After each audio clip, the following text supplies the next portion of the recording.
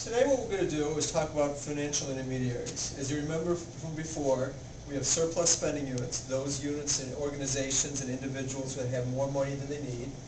They give money to deficit spending units, those organizations and individuals that need money.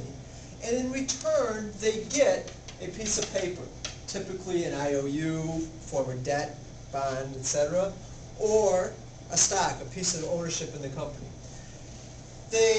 Eventually the money flows back through the system, and we'll talk about that later. Today, as I said, we want to talk about financial intermediaries. Financial intermediaries are go-betweens that help the money flow through the system.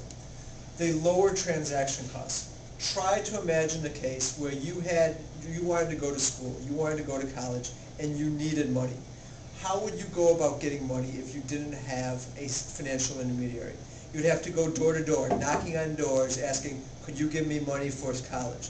Now, first off, it would be very, very inefficient. It would take a long time. You'd have to keep going and going and going.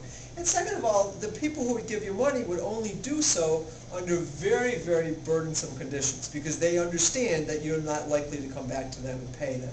So financial intermediaries are a very important role. The role, again, is to reduce transaction costs. They try to make money from both sides.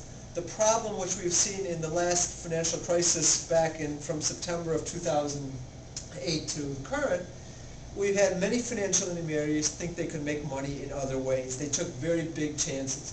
But when you boil it down, the main reason a financial intermediary exists is to lower transaction costs. They should help deficit spending units raise money through an IPO or seasoned equity offering.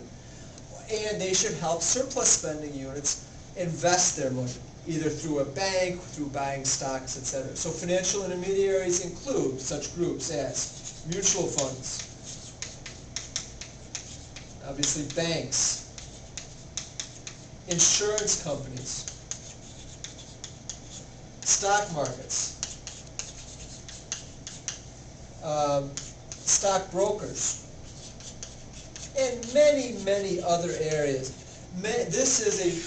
If you work on Wall Street, you probably work as a financial intermediary. So again, main job of financial intermediary is to reduce transaction costs. And we'll talk about more in a few minutes.